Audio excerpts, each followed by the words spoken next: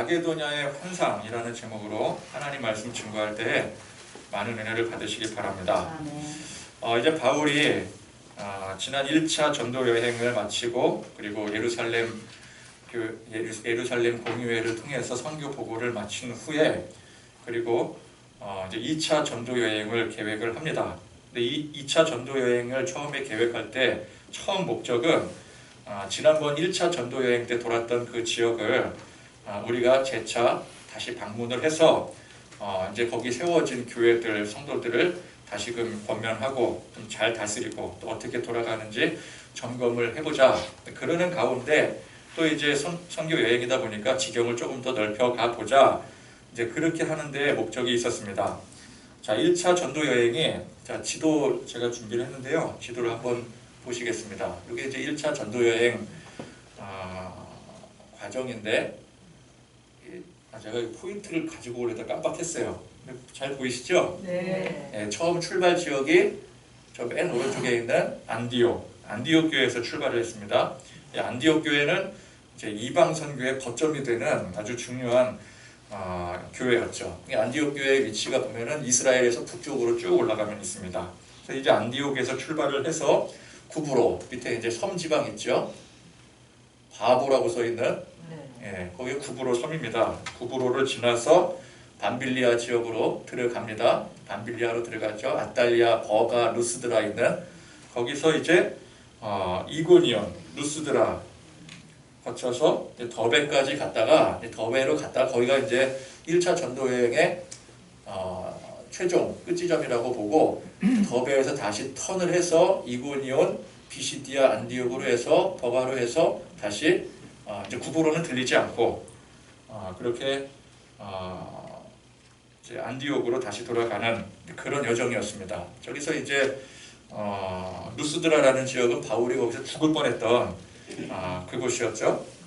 그래서 이제 안디옥으로 돌아옴으로 인해서 1차 전도 여행이 끝나게 되는, 그러니까 이제 1차 전도 여행 갔던 그 역순으로 다시 돌아오게 된 것이죠. 자, 그리고 2차 전도 여행은 1차의 끝지점이었던, 이제 다시 돌아오긴 했지만 다시 끝지점이었던 어디죠? 더베. 더베에서부터 시작을 합니다. 그래서 지난 시간에 보니까 더베에서 루스드라로 갔고, 루스드라가 뭐 했던 곳이라고요? 바울이 죽을 뻔했던 곳. 그리고 이어서 이고니온을 거쳐서, 이고니온이 어디예요? 안디옥 밑에. 자, 이렇게 보니까 그래서 이제 이고니온을 거쳐서 비시디아 안디옥으로 갔고, 비시디아 안디옥은 이제 1차 때 돌았던 그 지역이죠. 여기까지는 이제 1차 전도 여행의 역순이라고 볼 수가 있습니다. 그런데 여기서 바울이 어디로 가려고 했냐면은 에베소로 가려고 했었어요. 에베소 잘 보이시죠? 그러니까 에베소는 1차 전도 여행 범위를 벗어난 지역이죠. 그래서 에베소로 가려고 했었습니다.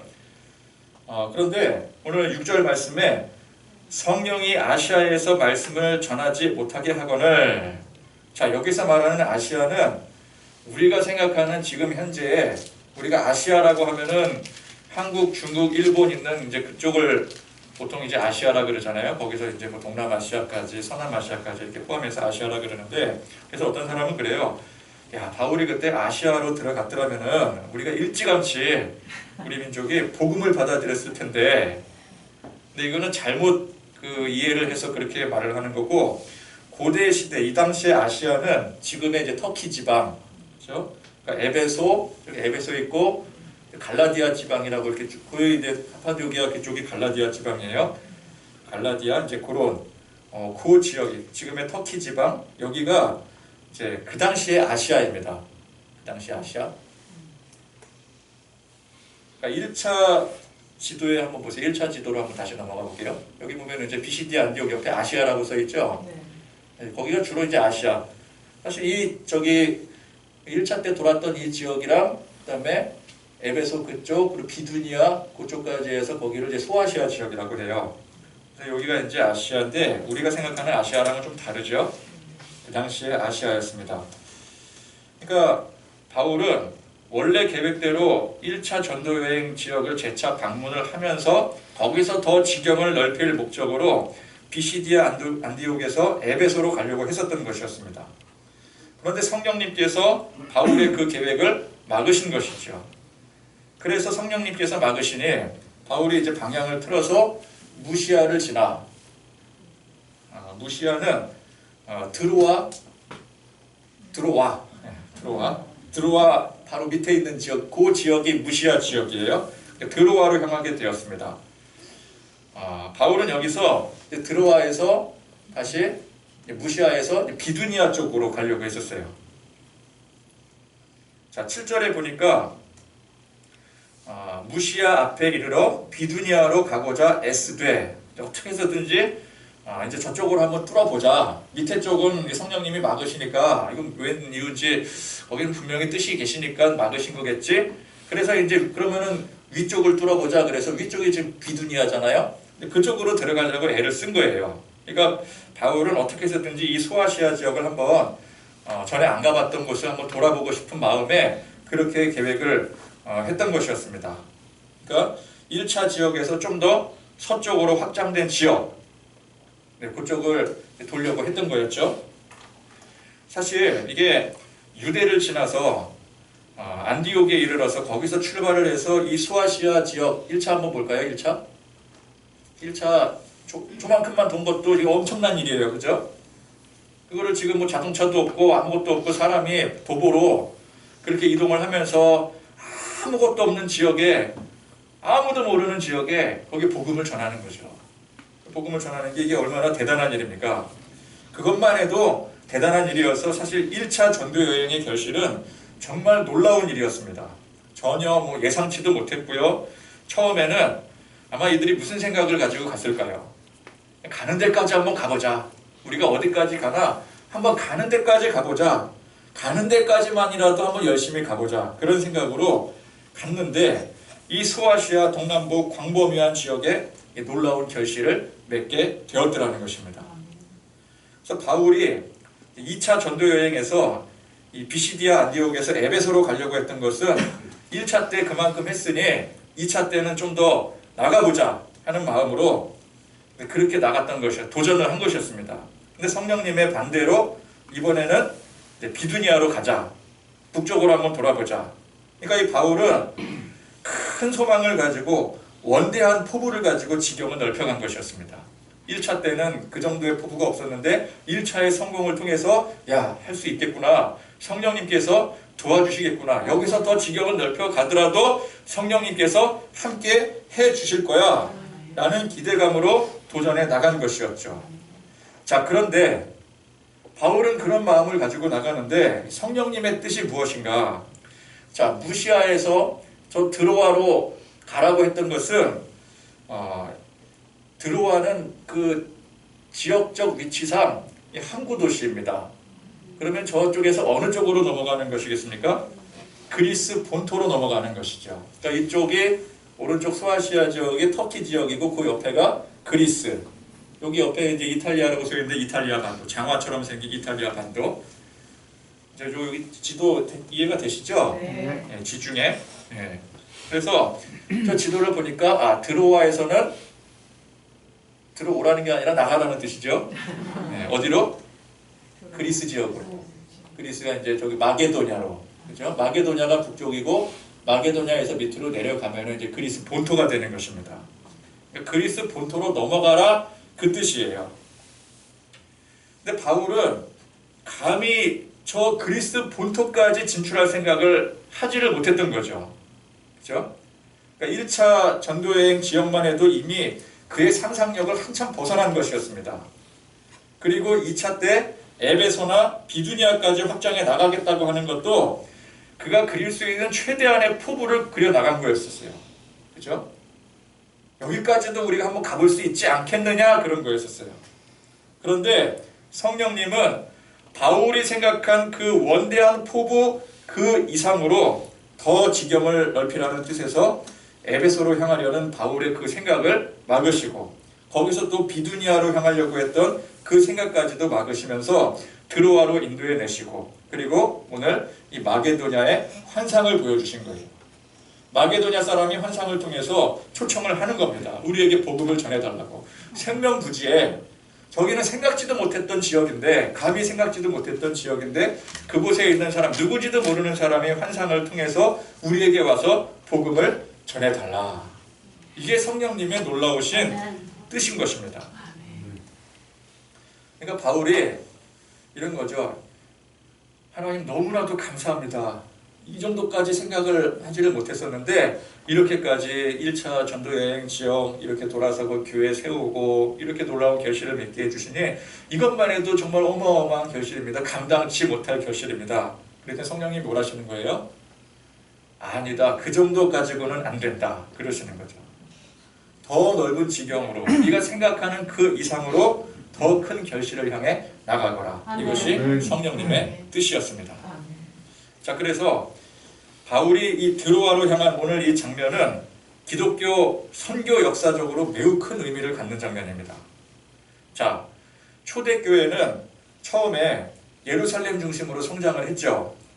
예수님께서 부활하시고 승천하실 때 그 자리에 모였던 제자들에게 말씀하시기를 오직 성령이 너희에게 임하시면 너희가 권능을 받고 예루살렘과 온 유대와 사마리아와 땅끝까지 이르러 내 증인이 되리라. 이렇게 말씀하셨습니다. 자, 유대, 사마리아 본토를 넘어서 땅끝까지 이르러 증인의 사명을 감당하라고 하는 것이 주님의 뜻이었습니다. 자, 이 예수님의 말씀을 물론 건성으로 흘려들을 사람 하나도 없었을 것입니다. 그죠? 예수님이 승천하시는데 예수님이 하시는 말씀을 대충 듣는 사람이 어디 있겠어요? 그러나 듣기는 잘 들었으되 그들은 그 예수님의 말씀의 그 뜻의 의미를 잘 몰랐어요. 예수님이 말씀하시니 복음 전하라는 말씀 아니겠습니까? 그래, 복음 전해야지, 열심히 전해야지, 우리가 할 수 있는 데까지 열심히 전해야지, 그렇게는 생각했지만 그게 자신들을 향한 직접적인 정말 땅끝으로 가서 복음을 전하라는 명령인지는 상상도 하지 못했던 것이었죠. 그걸 체감하지 못한 것입니다. 그도 그럴 수밖에 없는 것이 이제 막 시작 단계잖아요. 그죠? 교회라는 게 애초에 없었어요. 근데 이들이 이제 모여서 교회를 세우는 거예요. 최초의 교회가 시작이 되는 거예요. 얼마 되지도 않은 무리들이 이 예루살렘에서 처음에 이 마가의 다락방에 모여서 그렇게 처음 시작하는 그 단계인데, 여러분 그 단계에서 어떻게 세계 열방 구석구석까지 땅끝까지 들어가서 주님의 복음을 전한다는 게 상상이나 할 수 있겠습니까? 그건 상상도 할 수 없는 상황이고 그런 환경이었습니다. 물론 그들은 예수님의 그 말씀을 잘 이어받아서 말씀의 정신으로 유대인이건 이방인이건 열심히 주의 복음을 전했더라는 거예요. 이것만 해도 놀라운 일 아니겠습니까? 유대인들이 유대주의적인 그 사고관을 깨고 이방인들에게도 복음을 전한다. 그거는 참으로 놀라운 변화예요. 그래서 초대 이 예루살렘 교회에 보면은 유대인들도 많았지만 헬라인 이방인들도 많이 들어왔었어요. 그죠? 그러니까 오는 사람들 막지 않았다는 거죠. 오는 사람들 열심히 복음을 전했어요. 그러나 적극적으로 이방 지역에까지 나가서 이방인들에게 전도한 건 아니었죠. 예루살렘에 들어오는 이방인들을 향해서 전도를 했지 그 이상으로 나가지는 않았더라는 거예요. 사도 베드로조차도 그런 인식이 없었는데 성령님은 이러한 교회를 그냥 내버려두지 않으셨더라는 것입니다. 교회에 큰 혼란과 핍박을 일으키셔서 교회를 강제로 흩어지게 만드셨어요.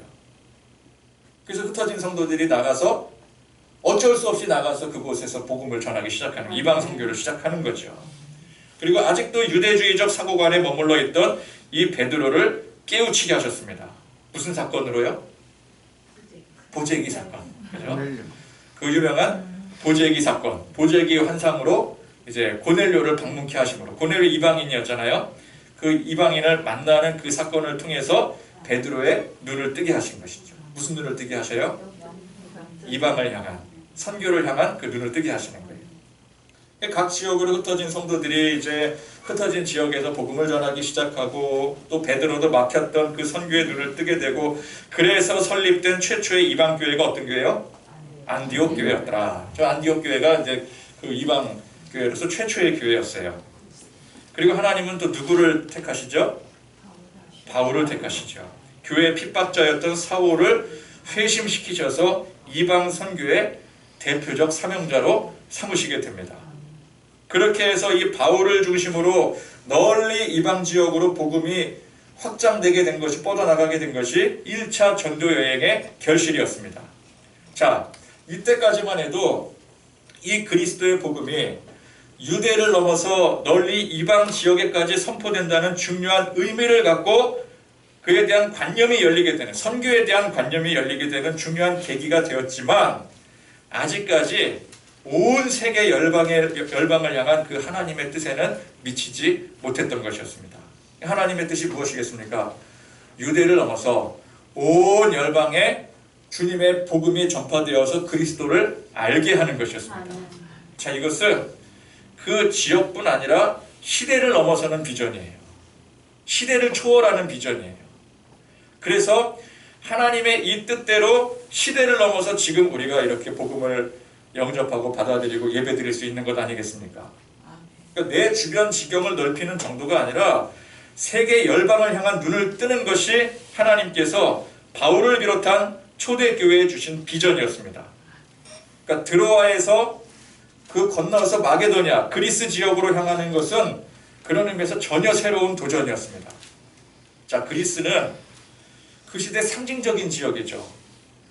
그 시대 문명의 중심지이자 신화, 우상의 중심이었습니다. 그러니까 그 세계의 정신적 지주라고 볼 수가 있는 곳이에요. 정신적 중심지였습니다.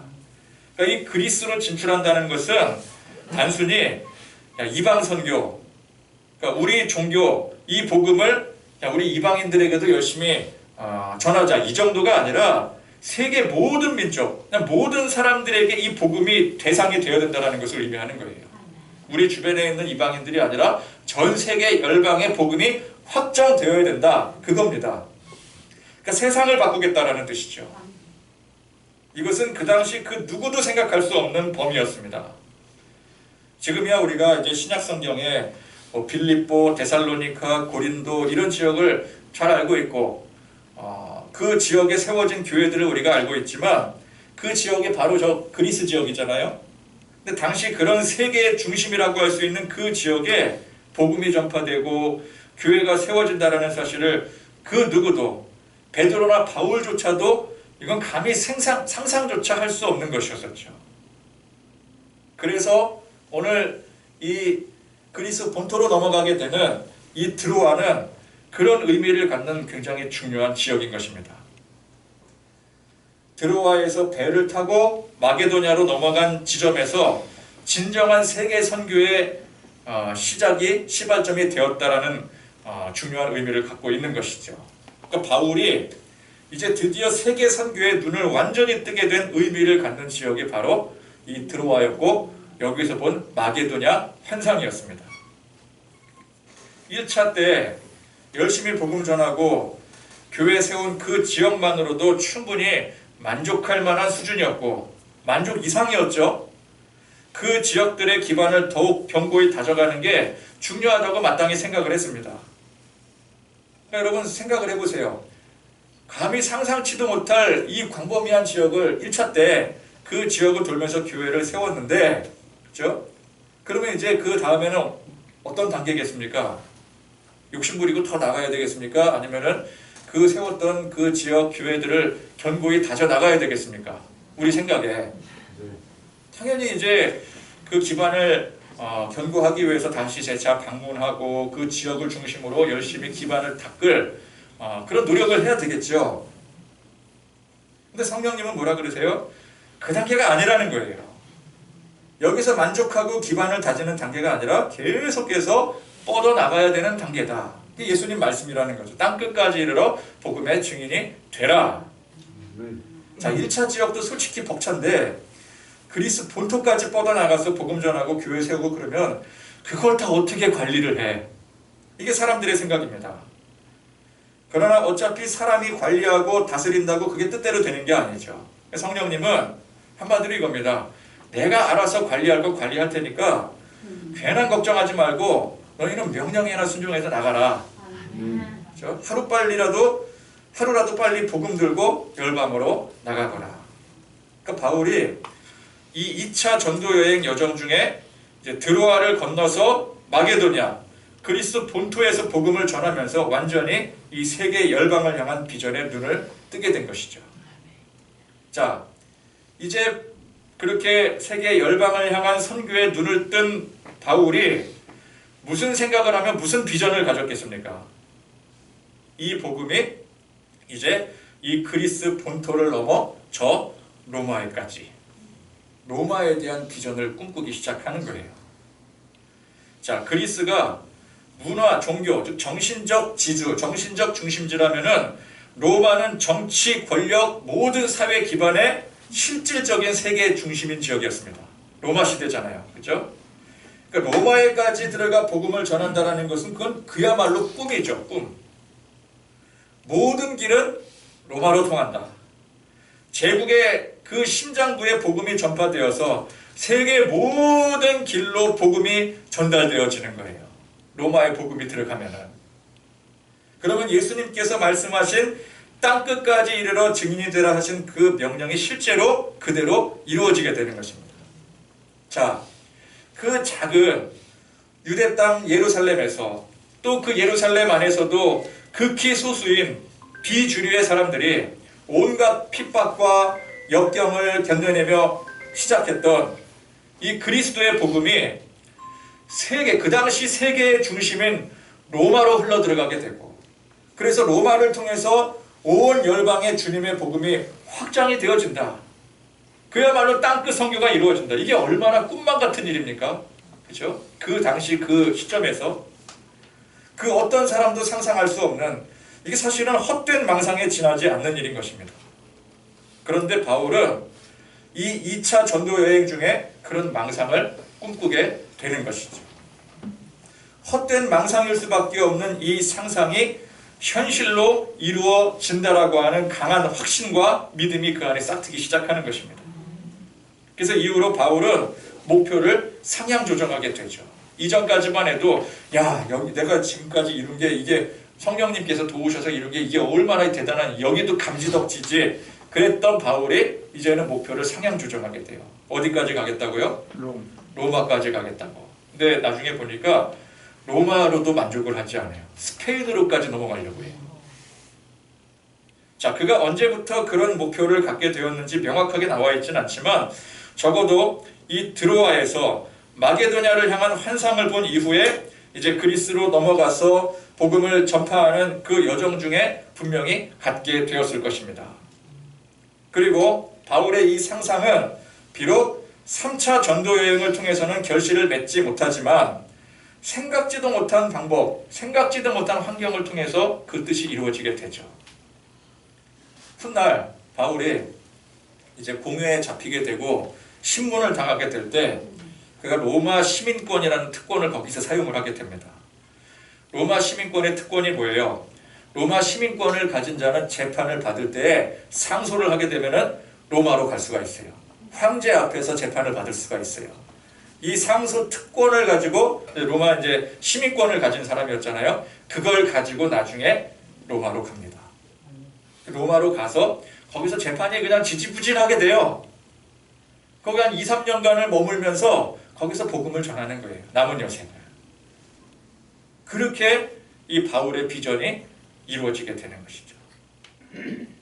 물론 바울이 살았던 시대에는 로마가 복음화가 되어서 온 열방에 이 복음이 전파되는 일은 이루어지지 않았습니다.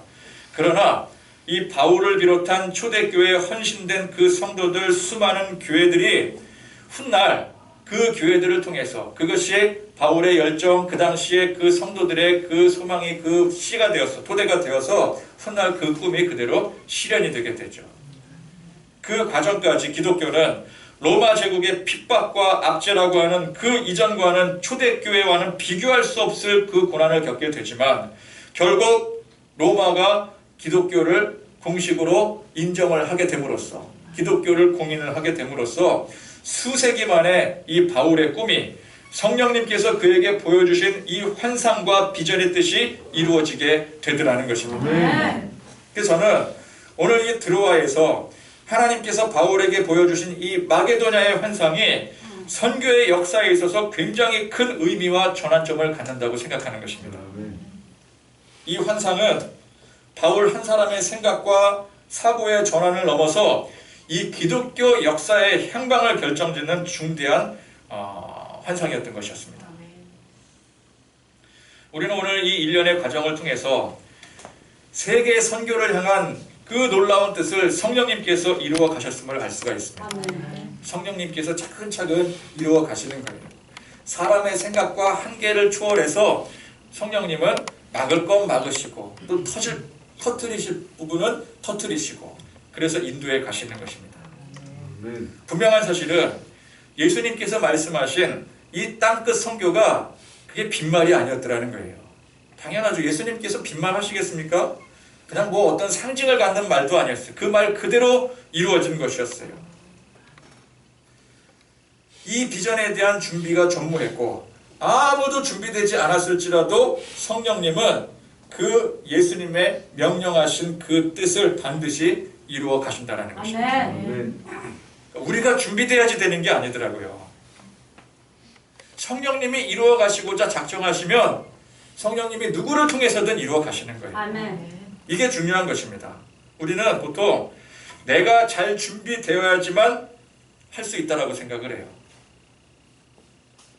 교회 안에서도 이제 뭐 무슨 어떤 직분을 맡기고 그럴 때, 직분을 임명하고 그럴 때, 제가 그 위치가 아직 안 됐어요. 제가 준비가 안 됐어요. 그러면서 이제 그걸 듣고 사양하는 그런 마음들이 다 있죠, 우리 그죠?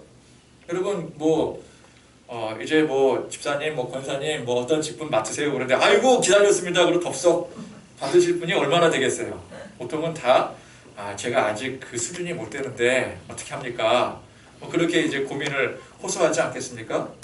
좀 더 준비가 잘 돼야 될 것 같은데 내가 좀 더 신앙적으로나 또 여러 가지 면모로나 지금은 부족하지만 열심히 해서 나중에 그 정도 위치가 됐을 때 그때 감당할 수 있을 것 같은데 우리는 그렇게 생각을 합니다.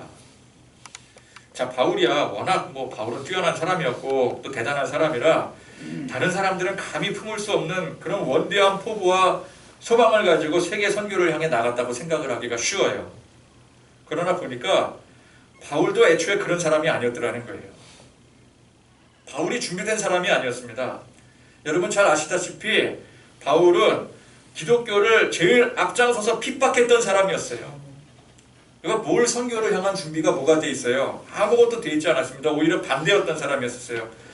그가 스스로 변화될 생각조차 없었어요. 당연히 복음을 받아들이고 회심할 노력조차 하지 않고 오히려 핍박을 했던 사람이었죠. 그런데 예수님께서 그를 전적으로 붙드십니다. 그를 굴복시키셔요. 그가 스스로 하나님 앞에 깨닫고 내가 이제 하나님 뜻대로 살겠습니다. 그렇게 나간 것이 아니라 예수님께서 그를 무릎을 그냥 강제로 꿇으시는 거예요. 이방 선교에 눈을 뜨고 열심히 각 지역을 다니면서 목숨 걸고 복음을 전했어도 성령님의 진정한 뜻인 이 세계 열방을 향한 눈이 떠진 것은 아니었었어요. 자기 스스로 뜬 것도 아니었어요. 그는 어떻게 해서든지 에베소로 가려고 했었고요. 그게 막히니까 비두니아로 가려고 했었어요. 자, 로마는커녕 그리스 본토조차도 꿈도 꾸지 못했었습니다. 근데 그런 그를 성령님께서 그가 하려고 했던 계획을 다 막으시고 이 환상을 보여주시면서까지 그의 눈을 열어 상상치도 못한 비전을 보게 해주시더라는 거예요. 사람의 계획이 아닙니다. 사람의 준비가 아닙니다. 사람의 능력이 아니에요. 성령님께서 보여주시는 거예요. 성령님께서 인도해 주시는 거예요. 여러분 비전이 무엇입니까? 단순히 지금 내가 현재 이루지 못할 일들을 꿈꾸는 게 이게 비전이 아닙니다. 이를테면 여러분 우리가 아무리 돈을 열심히 벌어도 지금 현재 상황에서 수백억 대의 자산을 가진 그런 부자가 될 수 있겠습니까? 없다고는 할 수 없겠죠. 아주 희박하지만 있을 수는 있어요. 그러나 현실적으로는 가능합니까? 여러분 지금부터 열심히 노력해서 10년 안에 수백억 대의 수천억 대의 자산가가 우리나라의 손가락 안에 꼽히는 그런 자산가가 될 수 있을까요? 그냥 없다고 생각하는 게 편하죠. 괜히 그거 꿈꾸면은 사람이 골치 아파지는 거예요. 그죠? 현실적으로는 거의 불가능한 일입니다. 그러니까 사람들은 그런 이룰 수 없는 큰 꿈을 꾸는 것을 원대한 꿈이라고 하고 비전이라고 합니다. 꿈을 넓혀라 할 때 그런 정도의 상상을 하는 거예요. 내가 지금 현재로는 이루지 못하지만 그러나 단 1%의 가능성이라도 0.1%의 가능성이라도 존재하는 그 꿈을 꾸는 거예요. 그런데 하나님께서 우리에게 주시는 비전은 그런 게 아니라는 것입니다. 우리가 아무리 원대한 포부를 가지고 꿈을 꾼다 한들 결국 그 꿈은 우리 생각과 우리 한계 안에 있는 것들이에요. 내가 큰 부자가 되고 싶다. 뭐 인류대학에 들어가고 싶다. 그게 현재로서는 이루지 못할 현실이라 할지라도 결국 그 꿈이라는 게 우리 생각의 한계 안에 있는 거잖아요. 그렇죠? 누군가가 이루어 놓은 것을 나도 이루고 싶다라는 거잖아요.